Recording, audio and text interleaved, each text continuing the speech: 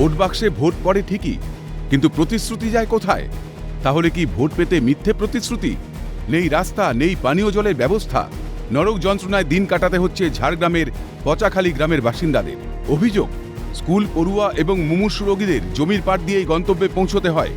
এলাকাবাসীরা জানাচ্ছেন, রাধানগর গ্রাম পঞ্চায়েতের আওতার মধ্যেই পড়ে এই গ্রাম, কিন্তু যাতায়াতের জন্য পুরো এলাকার 4 নম্বর ওয়ার্ডের রাস্তার উপরে নির্ভরশীল। জানিয়ে টানাপোড়েনের কারণে উন্নয়ন থেকে বঞ্চিত বাসিন্দারা।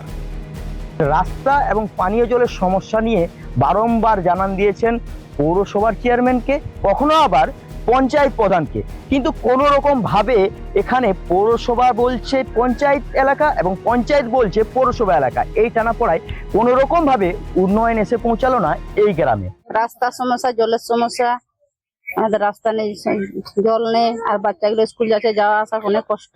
নেতা তো বললো করে দিব, ভোটটা আগে দিয়ে দাও না, সব করে দেবো, আর এখন ভোট ফেরাতে কিছুই নেই। বলা তো হচ্ছে, কেউ করছে না তো। কি কি সমস্যা রয়েছে? এই যে রাস্তাঘাটের জলের পালেন, ওইগুলোই হচ্ছে। আর কিছু জল কোথা থেকে আনছেন? হাই খালে থেকে। কিভাবে আনেন জল? ওই বোতলে করে আনি, বালতি করে আনি। ভোট দেবার সময় ঠিক বলবে যে ভোট দাও, ভোট দাও, আমি করে দিব, করে দিব। এখন কি করছে এই তো দেখে যাচ্ছ। ভোট পেরিয়ে গেলে আপনাদের দিকে না না না না। সরকারের কোনো পরিকল্পনা না থাকায় সাধারণ মানুষ বঞ্চিত হচ্ছে, অভিযোগ বিজেপির। কোন জায়গায় থাকবে, পঞ্চায়েতে থাকবে না পৌরসভাতে থাকবে, সঠিক এদের পরিকল্পনা না থাকার জন্য এই সরকারের মানুষ বঞ্চিত হচ্ছে। তাদেরকে খালের থেকে জল তুলে খেতে হয়, রাস্তাঘাটের বেহাল অবস্থা।